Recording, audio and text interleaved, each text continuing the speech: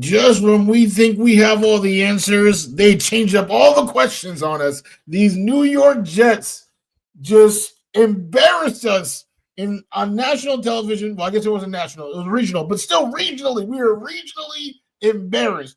And now we have questions. It's time to pick up the pieces. We have questions, and I guess based on last episode, we answer it. You could also answer it. Answer in the comments. Answer to us. We'll try to answer each other. But we asking questions. We know that's happening for sure. We're live. It's Boy Green meets Wudi. Can you guys help us get a jet chant here? Yeah, going. Oh. Okay, right, yeah. Come on in. Yeah. Okay, let's go! J-E-T-S, Jet, Jet, Jet! Let's go! J-E-T-S, Jet, Jet, Jet! Let's go! How you doing? Third Party Thursday. Chris joining us here on the program with a capital P here on the program. Jake Asman, come on down. How you doing, good sir? Wow, what an intro. I mean, Boy Green is known for having the intro, but Wudi, that was unreal, man. Thanks for the kind words, son. We are men of many names. My favorite Austrian Jets fan right there, Nice. baby. Boy Green. Meets Wudi.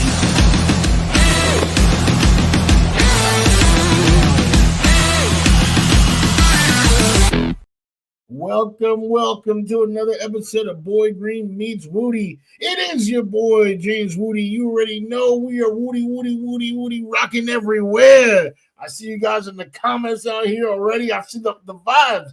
The vibes are high. And let's talk about somebody who might have some takes that seems like they high. We're talking about the boy who became king, none other than the guy behind this channel. We talking about Mr. Paul Esden Jr. How are you doing, my good sir? All in white. How are you doing?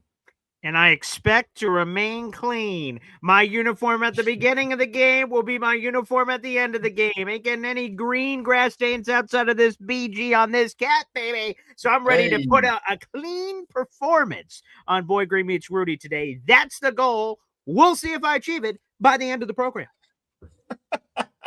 Yes, I mean you should. I hope there's not too much risk of that happening. I don't know what could be happening.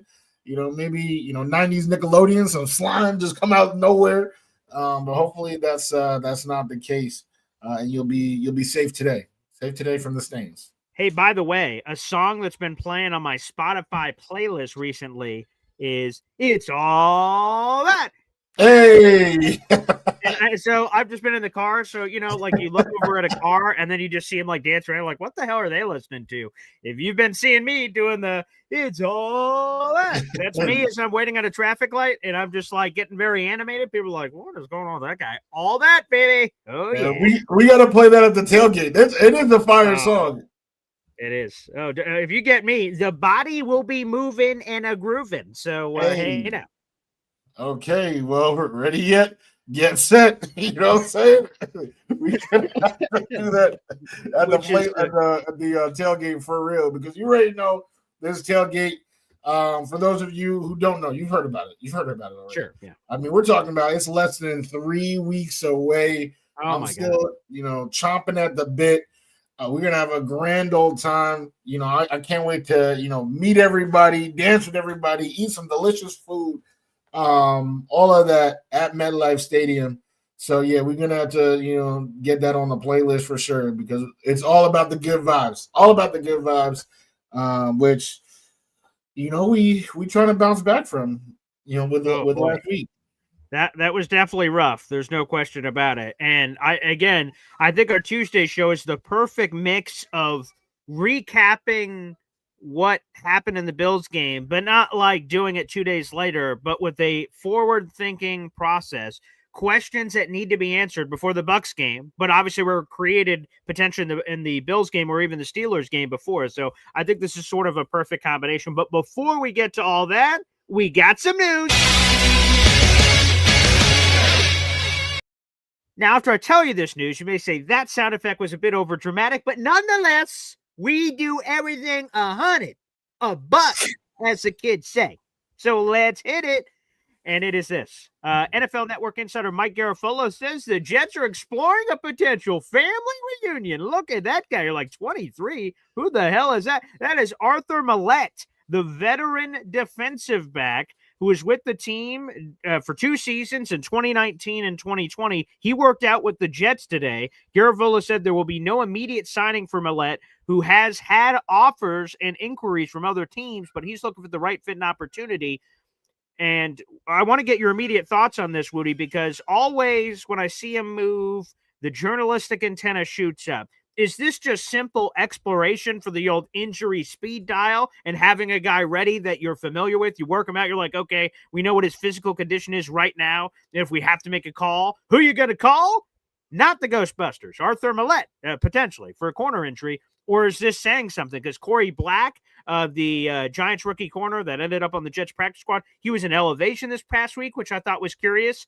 I thought that might mean something for an injury, but no injury occurred. So he was just sort of there. And now they're exploring this. So I'm curious, what are they doing? Are they just doing due diligence homework or what? But Arthur Millette, he had some moments with the Jets for a couple of years ago. You always know that the truth starts escaping when the pitch of the voice starts going. He had some moments, or he get to say it normal because we don't know if it's true. But if we're talking about what does this mean for the Jets regime, the grand scheme of things, I think this is a good sign that they're doing this because they are leaving no stone unturned. That is, verbatim what Aaron Glenn said, no stone unturned. Every player, every coach is going to get evaluated. And now they're, after looking at some of the internal stones, now they're looking externally to see, okay, where do we measure up? So I like this a lot. I think a huge thing that we did not like about the previous regime was how slow they were to move. It's going to work out. It's going to work out. Years of things not working out. They're still trying to convince themselves. This regime is not doing that at all. We need results. We need things to work. All right. If our guys here in the building aren't cutting it, all right, Arthur Millette, you're up. Let's see what you got. So I think it's a nice sign of who this regime is. It speaks to the identity that I think we already thought of this current regime. But of course, if we talk about like needle, moving moves, this ain't one of them. And that's just fair to say. It's just not. And I don't want to dress it up as something it's not. And I heard some people speculating: is this a Michael Carter II thing? Is this a Brandon Stevens thing again? I thought that initially because players are elevated from the practice squad the day before. So when the Jets elevate Corey Black, I'm like, oh, shoot. I hope that doesn't mean something for Michael Carter II. And like I said, it didn't. We got to the next day, and Michael Carter II played. So, again, maybe it's just due diligence here. I'm not exactly sure. And for those on the quick, people were asking about where the hell has Millette been since? Long story short, here's the skinny. 5'9", 190 pounds. Entered the league as an undrafted free agent in 2017. He has played for 6 NFL teams during his 9 years in the NFL. A couple years for the Saints, Colts, back to the Saints, with the Jets for 2 years, with the Steelers for 2 years, and then the last 3 years he's been with the Baltimore Ravens for most of that time, and he spent some of the offseason with the Houston Texans this offseason. And he's got experience. He's appeared in 85 games, has made 23 starts. He's been a fine cornerback. He's not an all-pro, not a superstar, not a Pro Bowler, but he is a NFL cornerback. And people, when they hear that, they get really offended. Like perception, like I'm saying he's booty cheeks. No, I'm just saying that he's a professional and he could just play the cornerback position if we need him to play the cornerback position. So he's an all right player. Again, the Jets have not signed him, and apparently, according to Mike Garafolo, he has no plans to immediately sign with anybody. He's just Jets are on my list, and then he can filter through any potential offers that happen. But just wanted to start there with the news that was coming in to give a shout out to our boy Arthur Millette. I need to get those AM hats. Get those cranking. Yeah, I don't know how many of those they're gonna fly off the shelf, but all good because as you already know, there are questions. I think I started the last questions round, so okay. I can pass it over to you. Ooh, okay. I would love to hear where you're at. 'Cause remember, for those of you who watch the show, watch the channel, I did pop in on Sunday. And I You said, did? Yeah. Mhm. here, don't this. Hey, come on now, turn that frown upside down. So, I want to hear your first question. I want to see if your internal frown is indeed upside down or just like a regular frown. I appreciate the long-winded pitch for that, and I would say, and this is with anything in life, and I know a lot of people are different. That Sunday sucked. I mean, that was awful. And in the moment, it was awful, and it was hard to produce any other words. I can't even imagine rewatching the end of that live stream for like the final 15 minutes. I'm like, bull, blah, blah. I don't know how many insightful things I said as the Jets were getting skull fucked on Sunday. Excuse my Guatemalan. So, but I've recovered, and now I'm ready for the Tampa Bay Buccaneers game.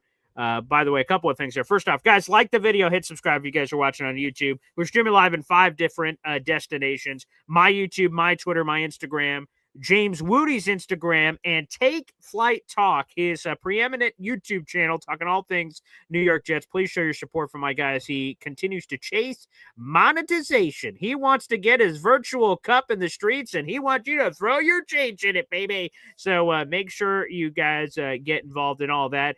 And real quick, a shameless self-promotion. Earlier today, I had the great pleasure of speaking with a great friend of the show, Trevor Sikkema of Pro Football Focus and all the likes. For Boy Green Coffee Club members, that interview is available right now. We talk Jets Bucs, talked me drooling over the Buccaneers draft class, Baker Mayfield, Justin Fields. Can Justin Fields be the Baker Mayfield, and all this other jazz? We had a nice little 40-minute conversation. You guys can find that out again.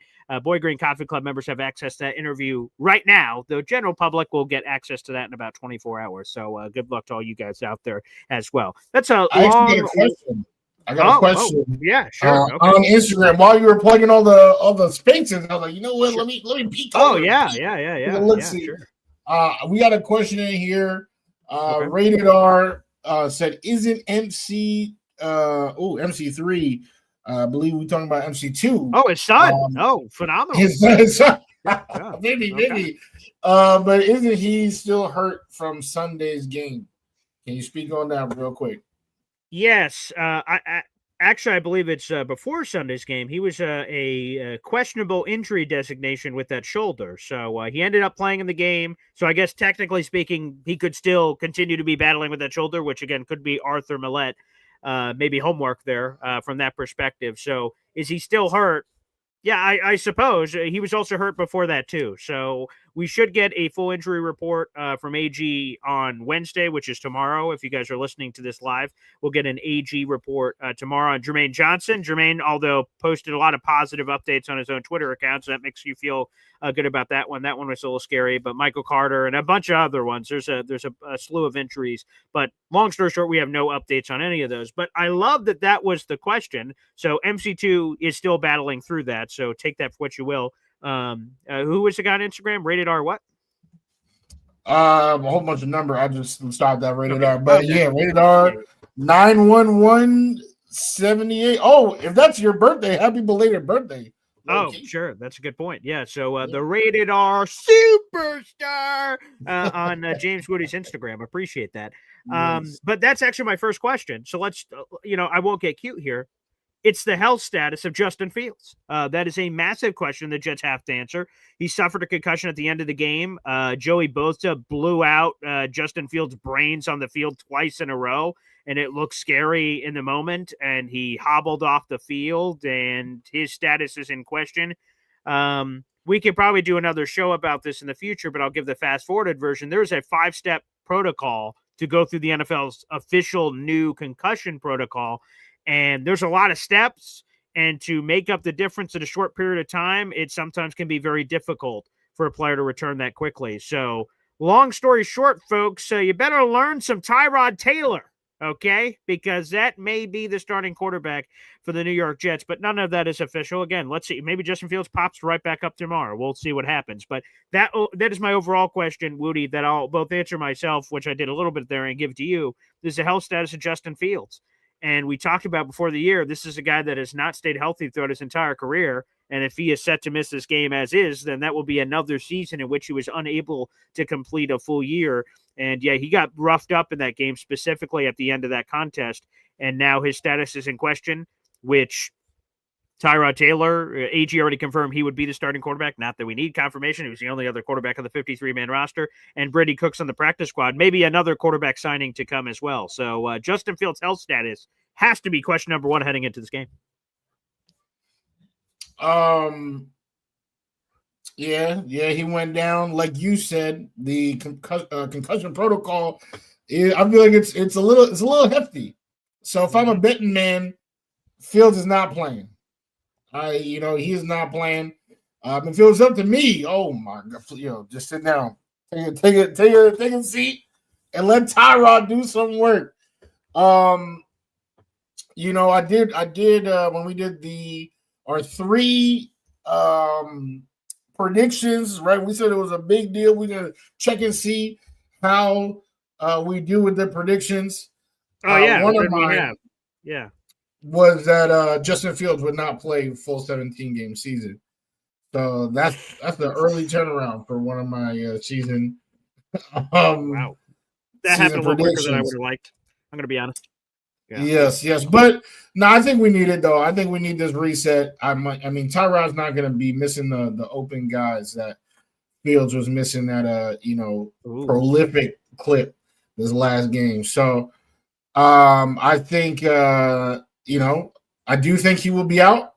I think Tyrod can play. I think we are going to be pleasantly. A lot of people will be pleasantly surprised. I feel like Tyrod gets too much disrespect from this fan base. Meanwhile, like he's done nothing bad to us. And I have yet to check this, but he literally might have a touchdown in every single Jets appearance that he has. He might. Probably because the 49ers last season, the Bills game later in the year. Yeah, that's certainly possible. I've never thought about that stat, but yeah, that's possible. Sure.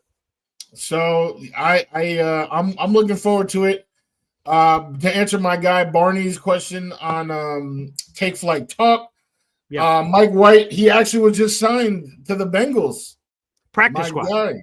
Yeah. I mean, come on now, you always out here with the asterisk for my guy Mike White. Come on.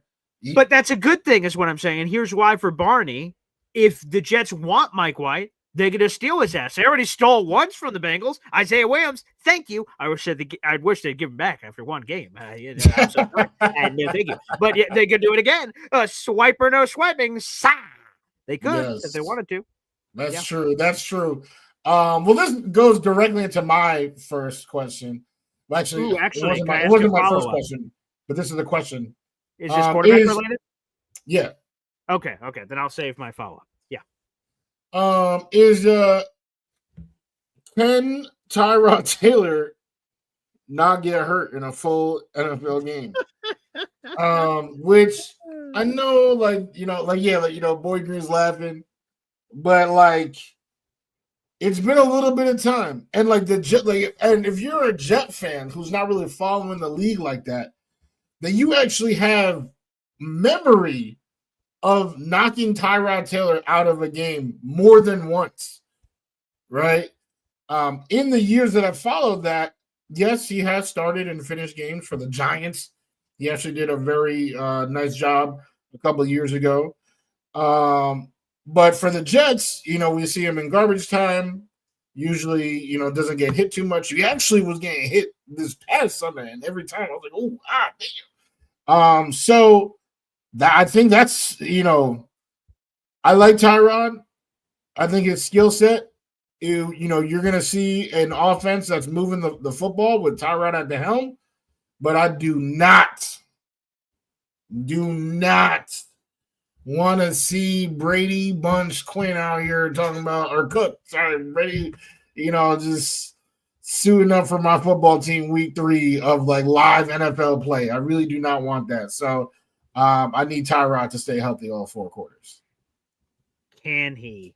what an interesting question. And as you sort of answered, it's easier said than done for this young man of having the opportunity to do that. I mean, the weird stuff that Tyrod has been through of getting your lung punctured by the doctor right before the game, and Justin Herbie, time to get your first start.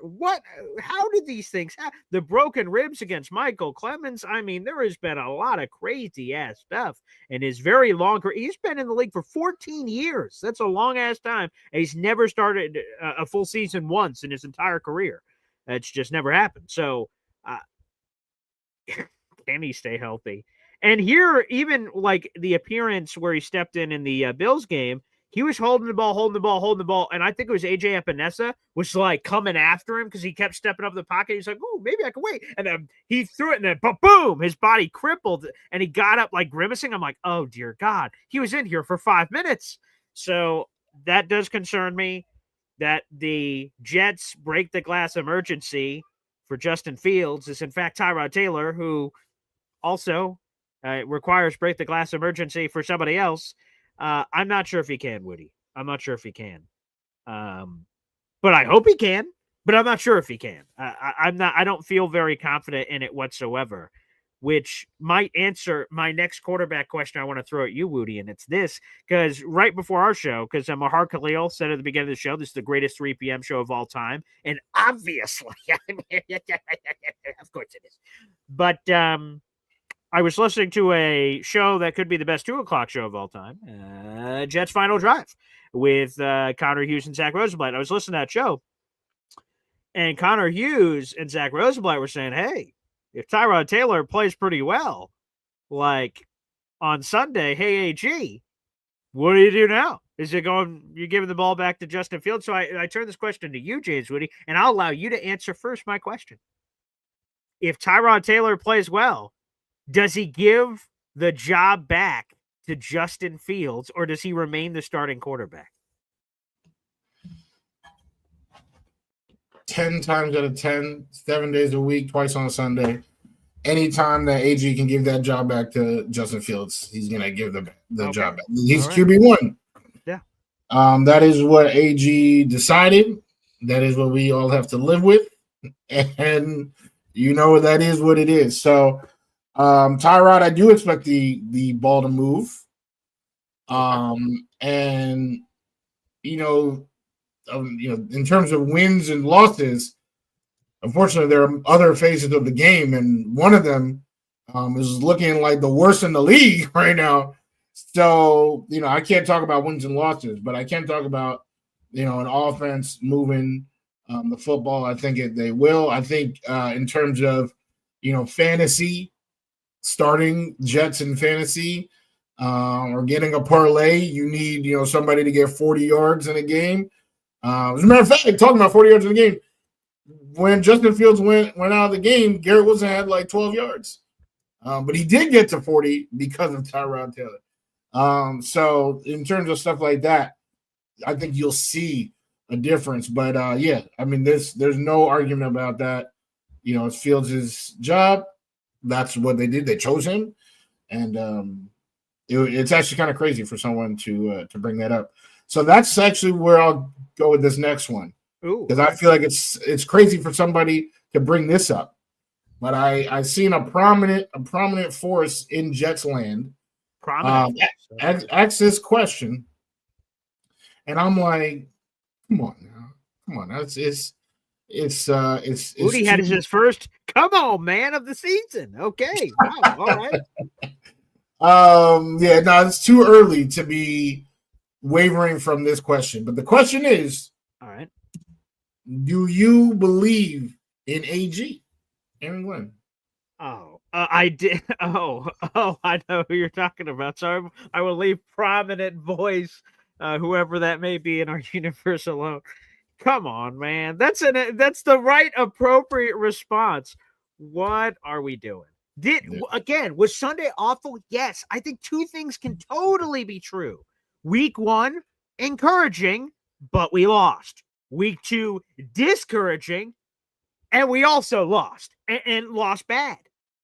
But I think in the same breath of like, and we should analyze this team. We need to not get cute. We need to address, and that's what we're doing. Hopefully, these major questions before the Bucs game say, man, the Jets fucked up this. Man, we need to fix this.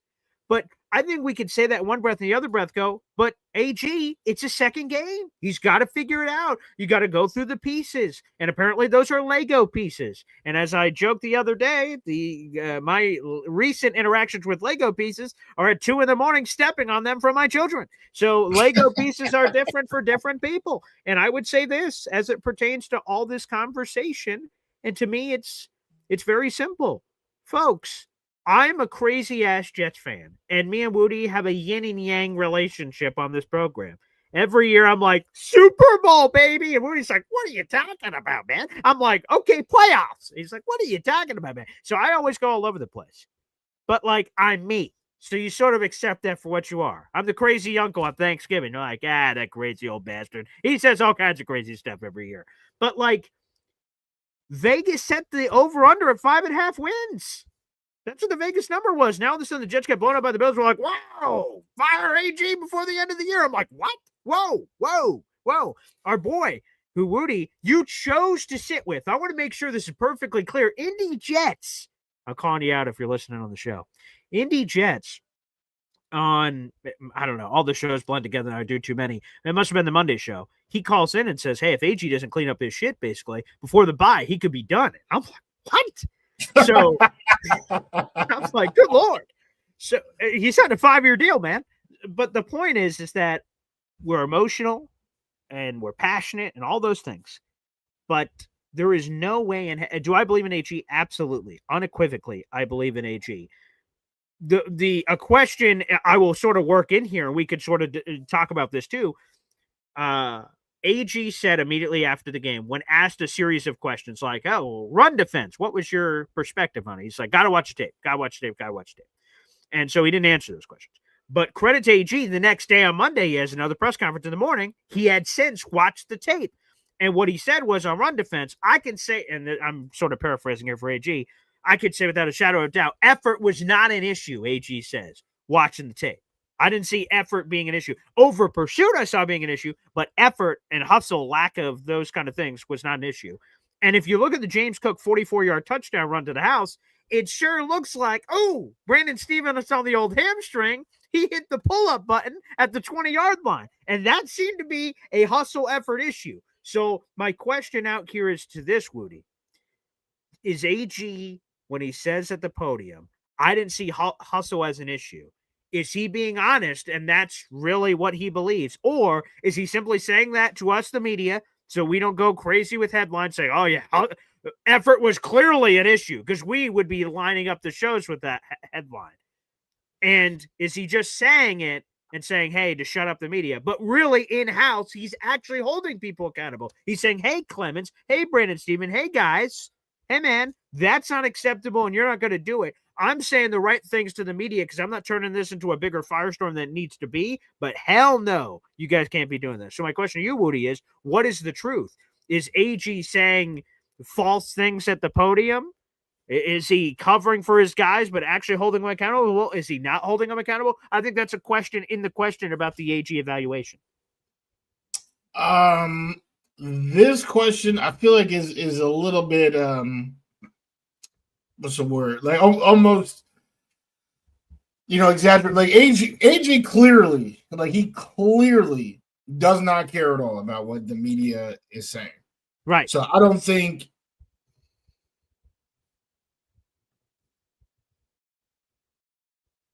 much to like play this type of game, like to play a game like, ooh, you know what? I'm gonna, make something up and get your back, and then we're gonna do. No, I think if he says words, I am taking them for what they mean.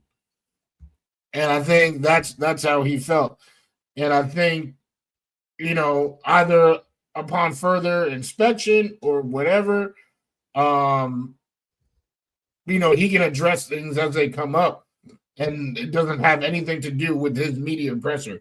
But I would not take that and say, oh, like he's not holding guys accountable. I mean, he clearly has been holding guys accountable. I mean, we've seen it in the roster, and then we've also seen it with his reaction on the sideline.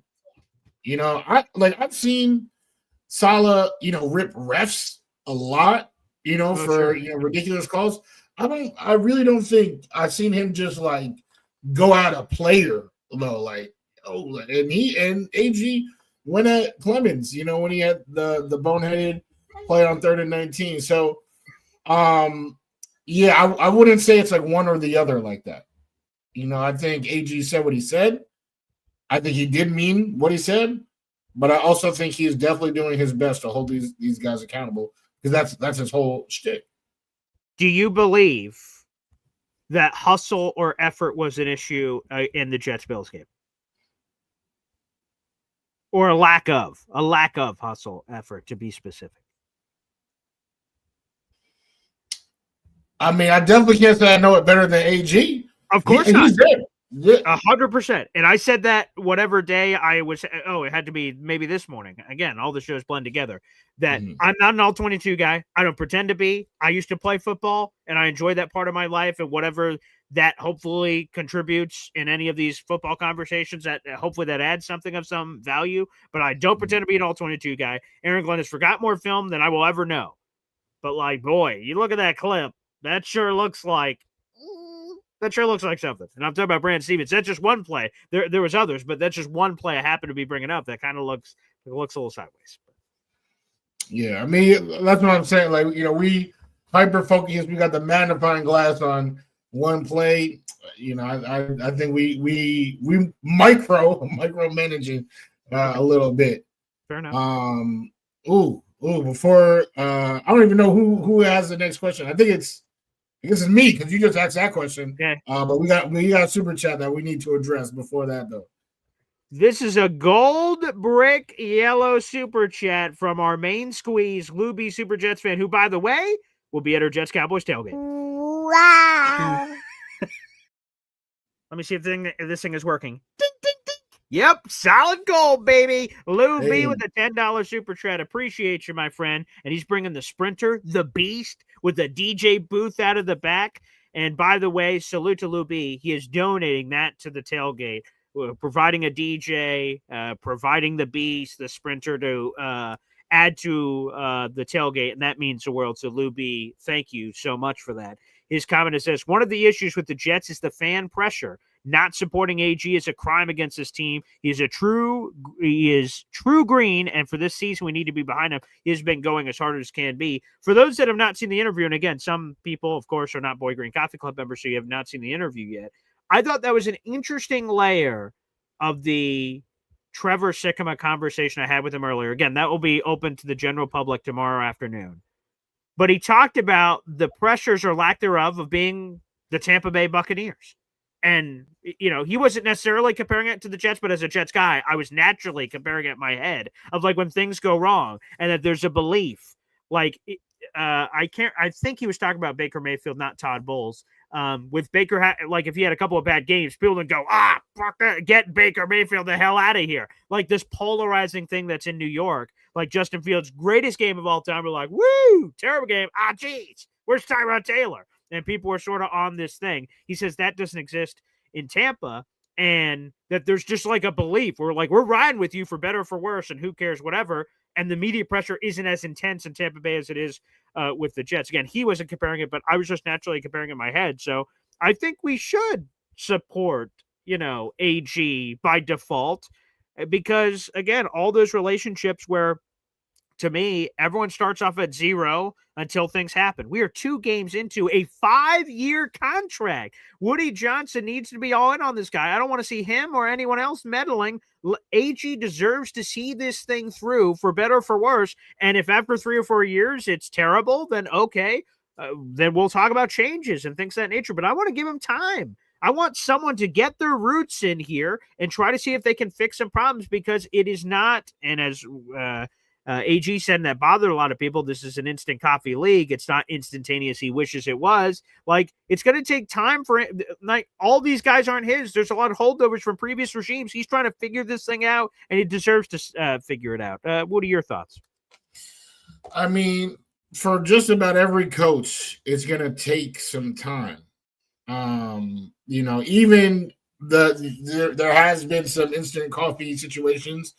The Bengals in their first year with Jamar Chase, made it to the Super Bowl. But our boys, they haven't really done much in the playoffs since. So if you want, a steady, solid regime, which is that's what we want. We want, sustained winning football that does take time to build.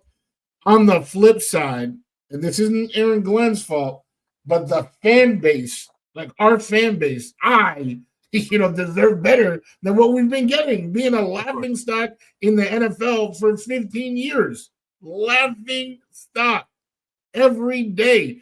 And it gets worse. You put, lipstick on a pig, tell me it's something else, and guess what? It's still oinking, and that's how people feel in week 2, getting embarrassed on regional television again. They're like, damn, it's still a pig. And Regional television. That is the issue here. So while I'm not blaming AG. AG is not why we have a 15-year playoff drought. There's a lot of things that you cannot blame on AG.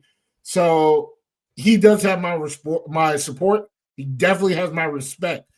But in the same vein, I can't be out here talking about 0-17, but we coming back next year. We need to see something.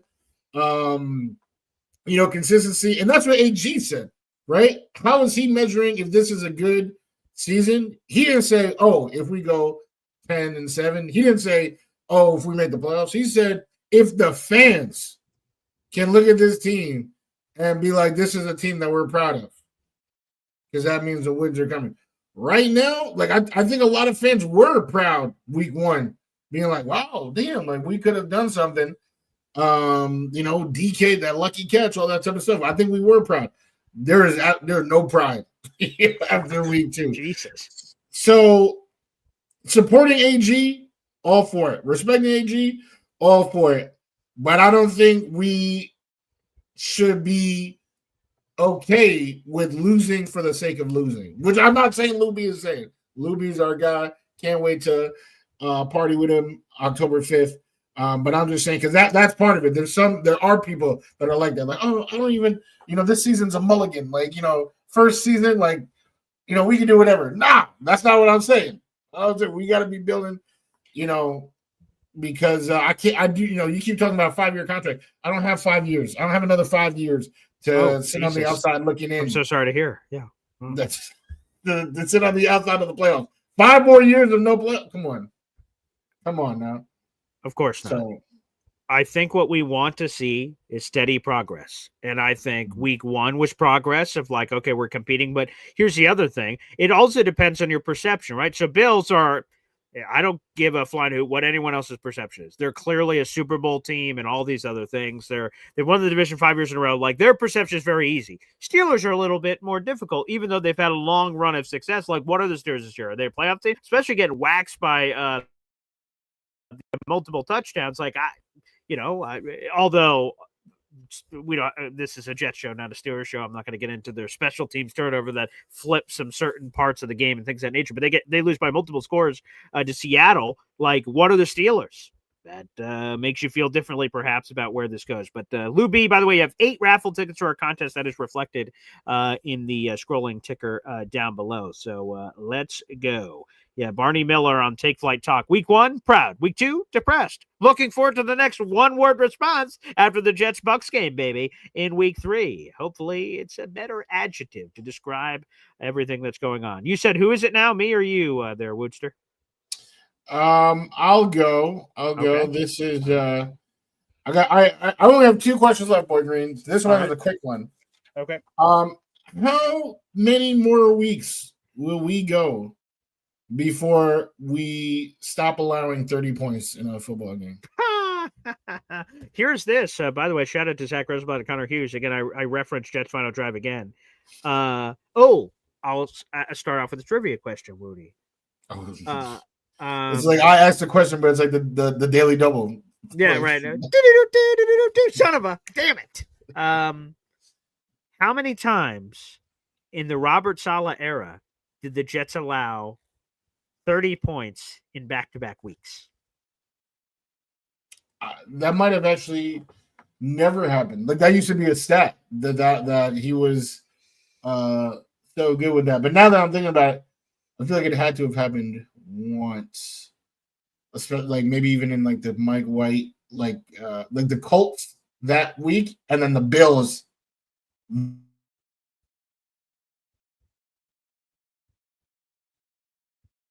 Then 30 is the number that was okay, yeah. So definitely the Colts and the Bills that year, the Mike White year. And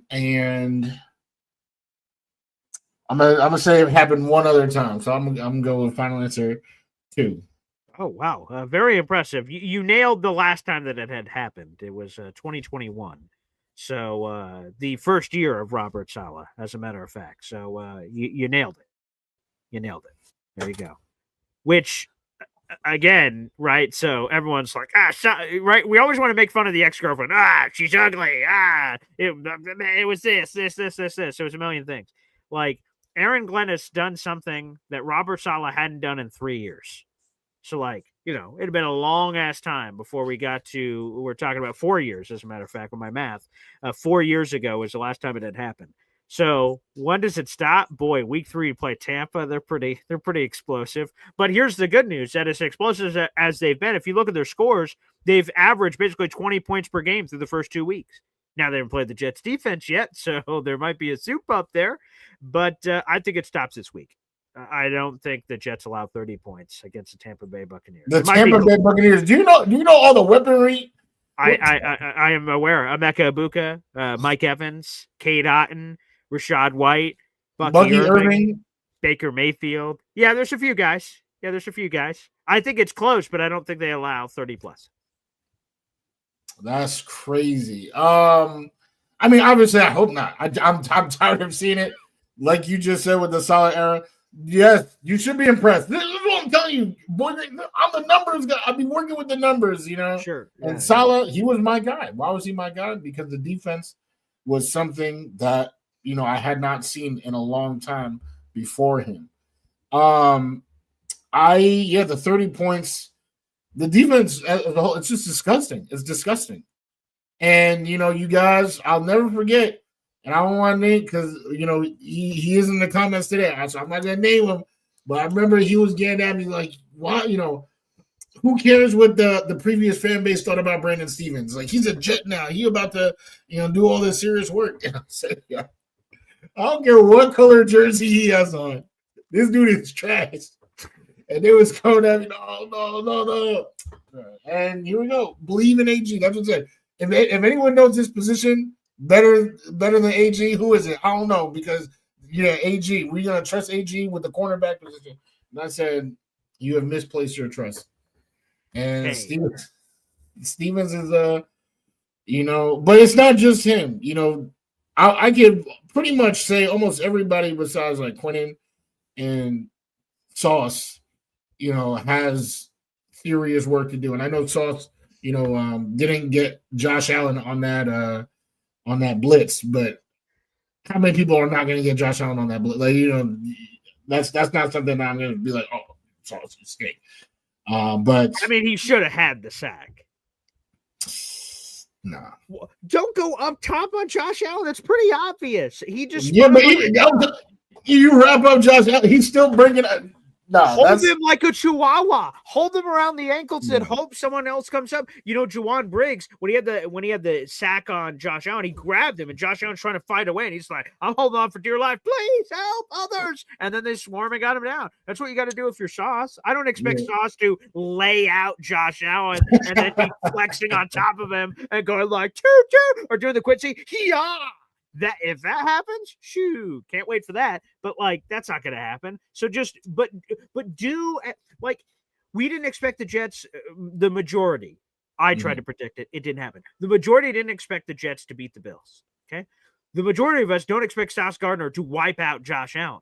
But like, there are levels to the black and white of like, he could have done it a better job. I don't think we should just wave the magic wand and say, A lot of people would have missed that. Like, what? We got to hold Sauce accountable. Okay, I'm just he did. I cannot be like, oh, he had a bad game because of that play. Oh, I'm not saying he had a bad game. I don't was know. that play? Could he have done a better job that play? Sure, but I'm gonna go at Steve Wilks for even putting my guy in that situation. Come on now. Oh, no, what do you mean? What do you mean personnel? Order blitz? Who else? What are you going to send Brandon Stevens instead? I think not. Yes, he's better than in coverage. No, what are you talking about? He's equally terrible in both. No, that's what I'm saying. You got to know your personnel. I think this defense. What about the Sauce blitz against Teddy Bridgewater in the Jets-Dolphins game a couple years ago? Yeah, knocked him out of the game. Right. So personnel, what? What happened on that? But now this is Josh Allen. This is a different beast. This is okay. What do you mean? Oh, okay. That's true. That's true. My guy Taylor Sterling was saying, he's shrugging off 300-pounders. You got to know personnel. Steve Wilks. Now, again, like we said, it's 2 weeks. Everything that we say right now, you could classify as over exaggeration. But the defense and Steve Wilks, I mean, I'm starting to see there might be a reason why my man was on the couch before AG. Oh, he was an advisor for the College of Charlotte, sir. He was not on some couch. Okay? The 49ers, which is what they were. Which I guess. Yeah. What are you talking about? The Kyle Shanahan hated his guts. Couldn't get him out of that building fast enough. I know, but I'm just saying I could have said a better, like you said, he was on the couch. He was on the 49ers. You're like, 49ers? The Charlotte 49ers. I could have executed that better. I did a poor job. But nonetheless, let me throw another one at you. James Wudi's reaction when Hassan Reddick walks on the field for the Tampa Bay Buccaneers will be what? I don't care. Hey, how about this? I joke with this with Trevor, who got a good laugh out of this. Hassan Reddick, through the first 2 games of the Tampa Bay Buccaneers season, has equaled his sack production of his entire Jets career. He already has 1 sack. Boom. It's in the books already. It happened week 1. So Hassan Reddick has already matched that. And I've been hearing, because I'm starting to, again, behind enemy lines and start studying the opponent. We have our third-party Thursday, so I like being as prepared as possible. And Buccaneers people drool over Hassan Reddick, saying he's their best pass rusher. He looks awesome. Oh, he's terrific. And, yeah, he already has a sack in the book. He's all lined up from last season. Yeah, I was talking about that with somebody else the other day about Hassan Reddick. I ain't got nothing really to say. I mean, dude, you're gonna boo him. What? Are you gonna boo him? Am I gonna boo him from the? Hell yeah, wherever the hell you are, it doesn't matter. To be honest, he don't even really move my needle like that. Like I just don't even care for him. I don't even care for him. He wasn't here. I don't care for him. Yeah, but okay. Some people in my life have come and gone, and I'm indifferent to their existence. I'm like, I don't care. No love, no hate. I have absolute hate for Hassan Reddick and how it was not an indifferent, like with all due respect, Arthur Millette. Does anyone remember him here? Yeah, sort of, but I can't name one play where I'm like, Arthur Millette. You remember that one time? No, you don't? Okay, me neither. Okay? Let's be honest. Hassan Reddick, there is a loathing hate for that individual. I see him, our YouTube thumbnail, him in that goofy ass smile at Tampa Bay Buccaneers. Woo! I'm having the time of my life. Oh, actually, I have it right here. Hang on a second. Here it is right here. Okay? Here's this goofy motherfucker. Let's put him up on the screen. Okay? Look at that on the left. Damn. Ooh-wee. I'm happy. Look at me. I'm in Florida. I was going to say South Beach, but I don't know where the hell Tampa Bay is to Miami, Jacksonville. I got no friggin' clue. I don't know maps. But okay. But look at this man smiling ear to ear. He's like, woo-wee. I'm having the time of my life. Fuck you, Hassan Reddick. Fuck you, buddy. See, yeah, I guess you're really deep in it. You put him on the thumbnail. That's kind of crazy because when I think about the Bucs, I think about 15 more valuable players than Hassan Reddick. I don't think he is moving the needle, whatsoever. So that I guess that's what it is. I'm trying to. You're saying that Hassan Reddick will not be in the Wudi 3 later this week? No, probably not. Probably not. Like that's what I'm saying. Like, damn.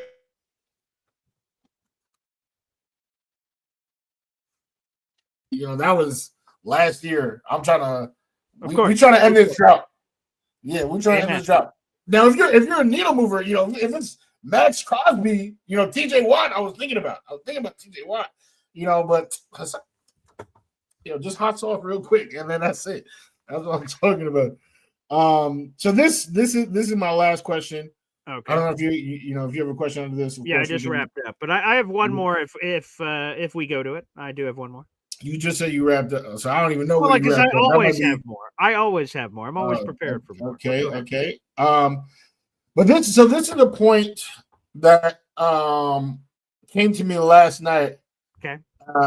And it was something that we never picked back up on, because before the Steelers game, you said something that you found something that was very interesting.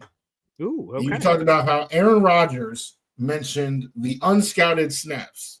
Unscouted looks, sorry. Yeah, could decide the game in a week 1, 40 to 60%. Yeah. Yes.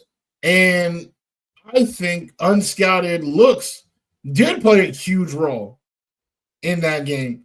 And once the Steelers got wise to it, they were in the backfield. The Jets could not really drive in the fourth in the fourth quarter, really. And now the Bills come in and punch them in the mouth, punch us, the Jets, in the mouth. Sure. Yeah. Even though it was Josh who really got punched, literally, figuratively, it was us getting that punch. Right in the face, yeah. So when you look at teams like the Eagles, you know what they're going to do, but they're still able to execute. You know exactly where they're going, what they're about to do, but you're still able to execute. The Lions have been a team like that.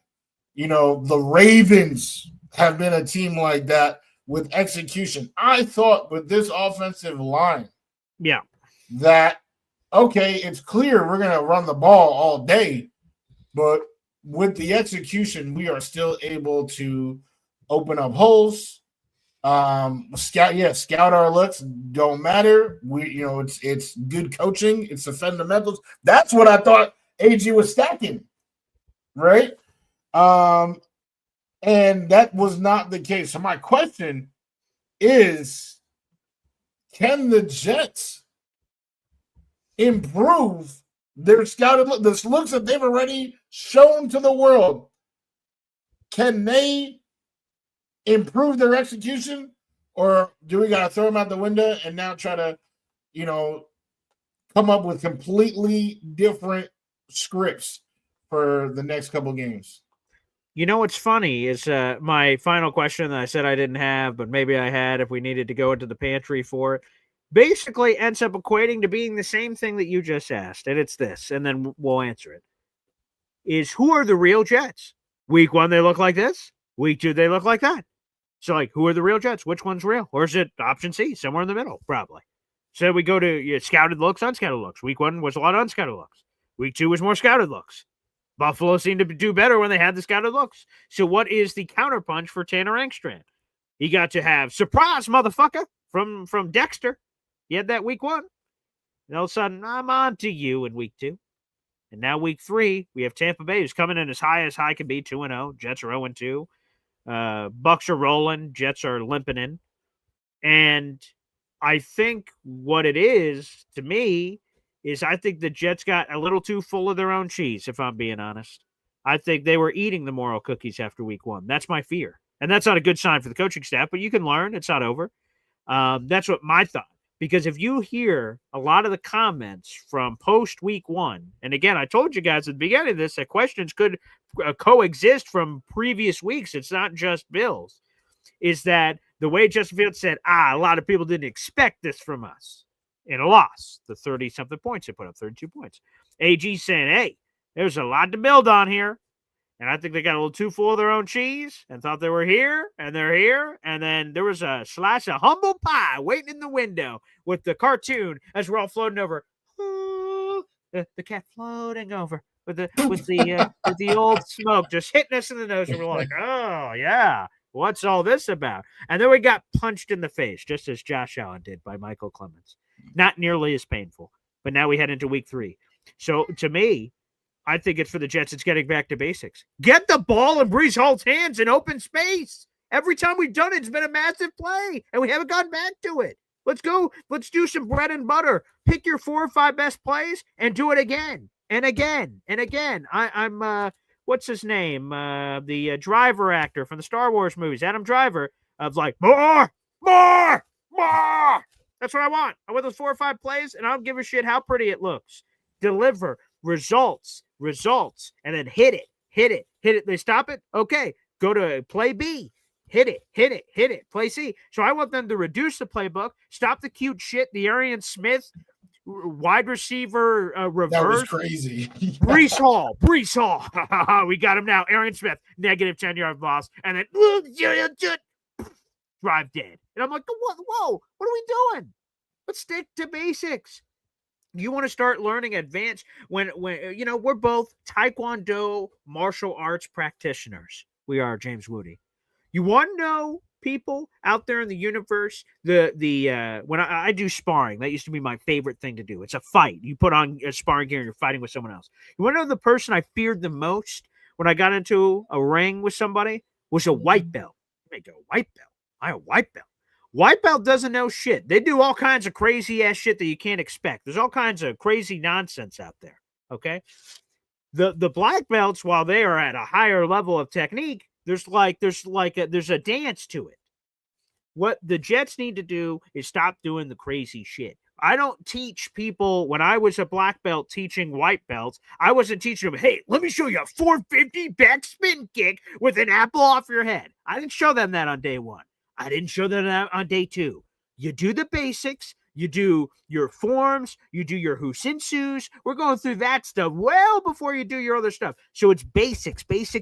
I don't want to see any crazy Ben Johnson fake fumble plays. Let's save that for next year. Let's save that for later in the season. I want to see bare basics, because when they did some of the bare basics against the Bills, it seemed to work with Breece Hall. Let's go back to those. I think that's it. A very long answer to your question. Yeah, I would like the record to reflect that I have no issue with Tanner Anderson. I think if he had better quarterback play, the game would have been different. But I think he called a good game. To be honest, I think he did. And then this was kind of the issue with my guy. He's not dead. He's just not in the Jets anymore. Matt LaFleur. No, is that his name? No, Mike LaFleur. Oh, Mike LaFleur. But you you went like, oh man, hey guys, here's my guy, John Wudi. James Wudi. Well, first of all, Matt LaFleur is a real person, so it's not like they have two. John Woody's a real person. Don't be shaming on John Wudi. He's out there. Oh my God. This is their parents' fault. They could have named them two. Well, that's also true. Matt and Mike really seem very close, unnecessarily. I don't understand. Yeah. But Mike, our guy, I thought he was a really good OC, but eventually, you're looking at the points, and like points are not on the board, and then you're blaming him, and everyone's like, "Oh, can't get worse than LaFleur," and then of course enter Nathaniel Hackett. Like, I don't remember Adam Gase, who was worse than them both. Like, it's crazy. How you guys, I feel like after every week, some of you guys just take the Men in Black and just forget about, everything that's happened to us for the 15 years of suffering. But that's an aside. All I'm saying is I think Tanner called a good game with Tyrod at the helm, call a similar game. Tyrod will hit open guys. Breece will be fantastic in space like he always is. And we do have a special guest this Thursday for Third Party Thursday. Mm-hmm. We do. And he will give us the Bucs insight. And I'm looking for every other future week as we get ready for the Dolphins on Monday Night Football game, one of our lone primetime games of the year. I'm looking forward to that, one of our very few primetime games of the year. So we'll have a lot of breakdowns for that. Wudi, a fun show for sure. I have to get ready for the first theater show of my life.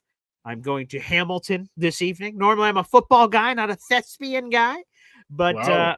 I am. It's a gift for my fiance. Our 11-year anniversary was last month, so I surprised her with these tickets, front row seats, very expensive, by the way, for people. Damn, what? Yeah, That's crazy. yeah. So I had to give up my left kidney. Hopefully, I don't need that later in life, which was tough. Yeah. Pour one out. Don't pour one out for me because I can no longer drink it because I lost that kidney. So that would have helped process some of what you would have poured out there. But I'm not sure if that's how the organs work, but that's neither here nor there.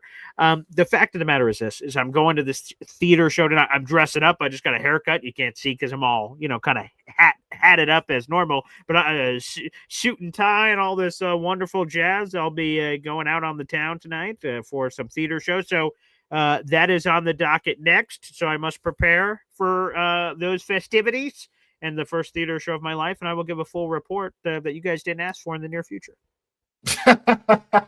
Absolutely. Hey, have a wonderful time with your lady. Happy belated anniversary. What a beautiful family y'all have. What a beautiful time you guys will have tonight. Sure. So enjoy. Forget about all the nonsense of the New York Jets this past weekend. Just, live in the moment, be present with each other. And you guys all watching, be present Thursday at 3 p.m. Baby. And when we said we are going to be talking Tampa Bay, New York Jets, it's Ty God season. Woo! Might be getting the first win now that Ty God's playing. I'm telling you right now. Okay. Yeah, hey, can the defense stop anything? Can they stop anything at all? We don't know, but we'll talk about it. That's for sure. I'm looking forward to it. Thanks, everybody, for tuning in. Again, I will see you guys tomorrow morning for Boy Green Daily. And again, make sure you guys check out the Trevor Sikkema interview of Pro Football Focus and so many other shows. He's been great. He's been on the last 2 weeks, Rich Eisen show, Dan Patrick show. He's on NFL Network. I mean, he's a friggin' superstar. Jets, Bucs, and a lot of other fun stuff. Hopefully, you guys can check that out. Again, if you're a Boy Green Coffee Club member, you can see that right now. If you're watching live, it'll be available to the public in full flower tomorrow on Wednesday. Thanks, everybody, for tuning in. Make sure you like the video. Hit subscribe for both me and Wudi. Take Flight Talk and Boy Green. Appreciate y'all, and we'll see ya. Take care.